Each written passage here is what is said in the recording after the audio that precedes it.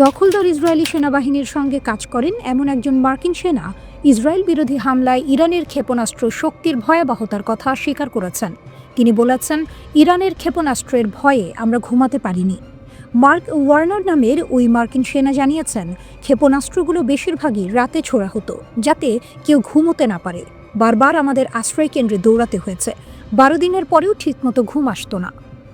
তিনি আরও জানান, মনে হচ্ছিল যেন দ্বিতীয় বিশ্বযুদ্ধের কোনো সিনেমায় আছে, যেন সমুদ্রের গভীরে একটি সাবমেরিন যার ওপর শত্রুর বোমা বৃষ্টি হচ্ছে।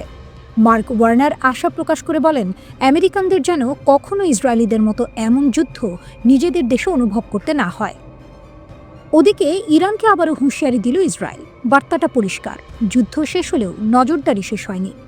ইসরায়েলের সাবেক জেনারেল আমির আভিভি বলছেন, ইরান যদি আবার মিসাইল, আকাশ প্রতিরক্ষা বা পারমাণবিক স্থাপনা গড়তে চায় তাহলে আবার হামলা হবে। 12 দিনের যুদ্ধ ছিল কেবল শুরু, শেষ নয়। এই যুদ্ধে ইরান বড় ধাক্কা খেয়েছে, কিন্তু ভেঙে পড়েনি। এটাই সবচেয়ে গুরুত্বপূর্ণ কথা। ইরানের শক্তি এখানে। ইসরায়েল ও যুক্তরাষ্ট্র জুনে বড় হামলা চালায়। নাতানজ, ইস্পাহান, ফোর্দো ইরানের গুরুত্বপূর্ণ পারমাণবিক কেন্দ্র। ইসরায়েলের দাবি, মাত্র 2 দিনের মধ্যে তেহরানের আকাশপথ খুলে ফেলা হয়েছে। 130টির বেশি আকাশ প্রতিরক্ষা ব্যবস্থা ছিল, ধ্বংস করা হয়েছে প্রায় 84টি। বড় সাফল্যের দাবি করেছে ইসরায়েল, কিন্তু ইরান এখন চুপচাপ কাজ করছে। এটাই ইসরায়েলের ভয়। জেনারেল আভিভি বলছেন, ইসরায়েল মিনিটে মিনিটে নজর রাখছে। 3টি রেড লাইন টানা হয়েছে। 1, ইরান যদি আবার উন্নত আকাশ প্রতিরক্ষা বসায়। 2, ইরান যদি ব্যালিস্টিক মিসাইল বড় আকারে উৎপাদন শুরু করে।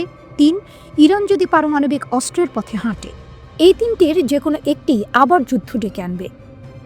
কিন্তু এখানেই প্রশ্ন ওঠে, ইরান কি এত সহজ?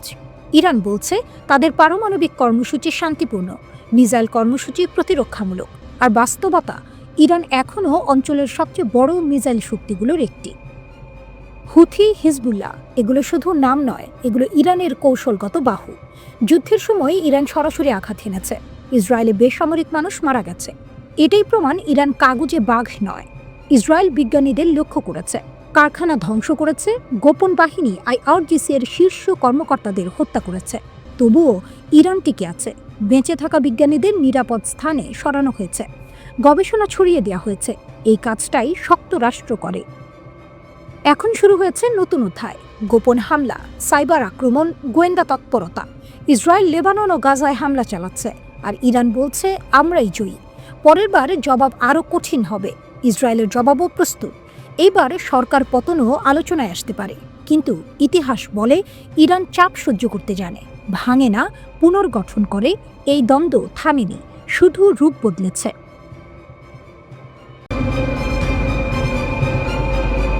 বিশ্বের পারমাণবিক মঞ্চে ফের বাজছে এক বিপজ্জনক অ্যালার্ম।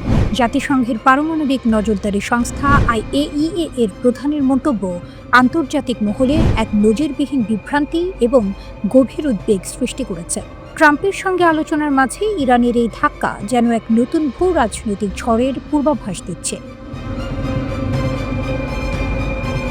IAEA প্রধানের ভয়ঙ্কর সতর্কতা।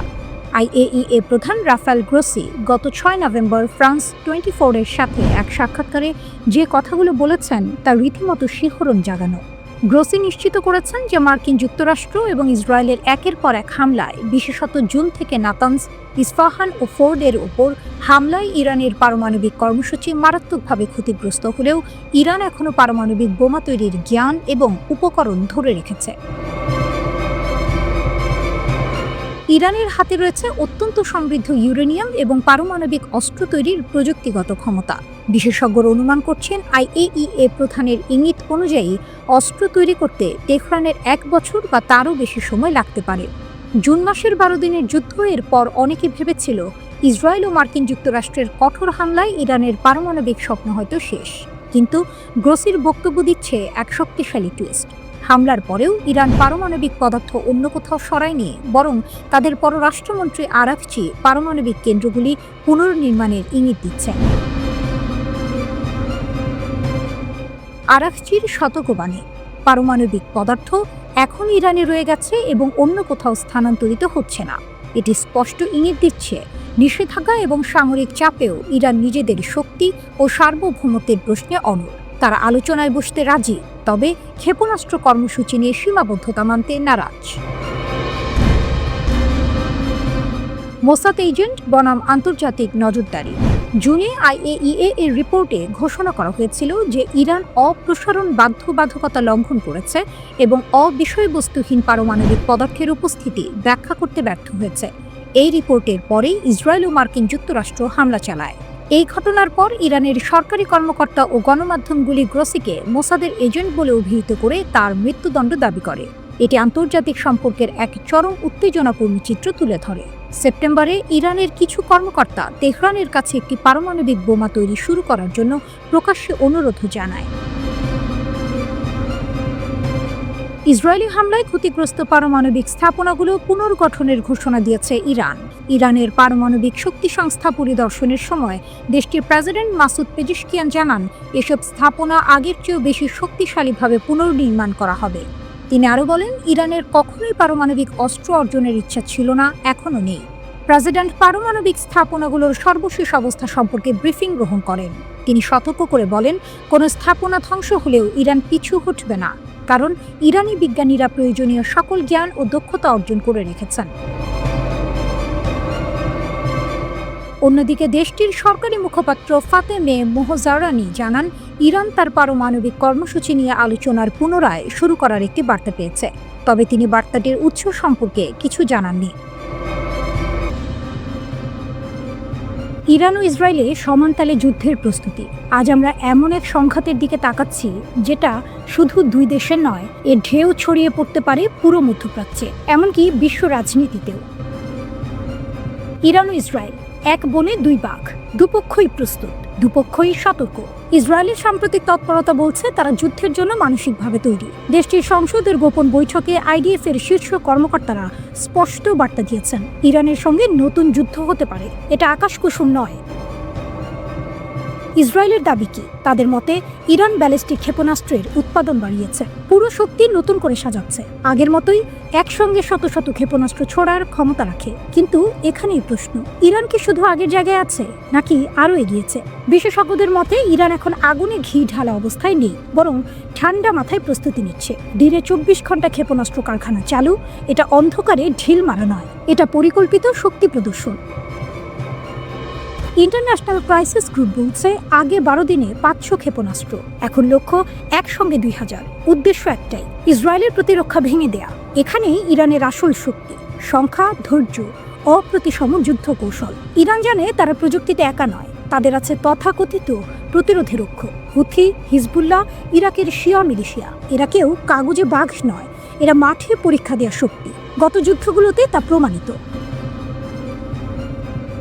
ইসরায়েল মনে করে ইরানের পারমাণবিক কর্মসূচি তাদের অস্তিত্বের হুমকি, তাই তাদের চোখ এখন নাতানজের দক্ষিণে পিক এক্স মাউন্টেন, একটি গভীর ভূগর্ভস্থ স্থাপনা। সেখানে IAEA এর চোখও ঢোকে না। এই জায়গাটাই ইসরায়েলের ঘুম হারাম করছে। তাদের ভয় ইরান গোপনে ইউরেনিয়াম সমৃদ্ধ করছে।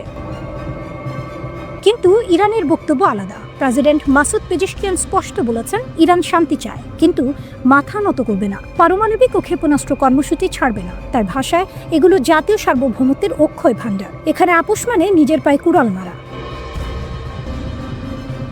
এখন প্রশ্ন আসে যুক্তরাষ্ট্রের। যুক্তরাষ্ট্র কি যুদ্ধে নামবে? ডোনাল্ড ট্রাম্প স্বীকার করেছেন, জুনে ইরানে ইসরায়েলি হামলায় যুক্তরাষ্ট্র যুক্ত ছিল। এটা এতদিন অন্ধি সন্ধির মতো ছিল, এখন প্রকাশ্যে। কিন্তু বিশ্লেষকরা বলছেন ট্রাম্প নতুন যুদ্ধ চান না।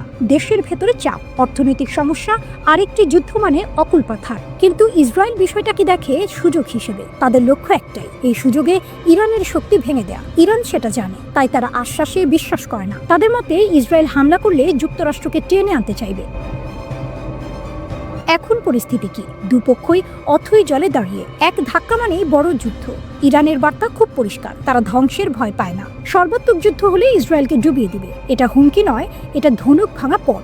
এই সংঘাত এখন সময়ের অপেক্ষা। 1 মাঘে শীত যায় না, উত্তেজনা কমবে না। প্রশ্ন একটাই, যুদ্ধ কবে আর তার মূল্য কে দেবে?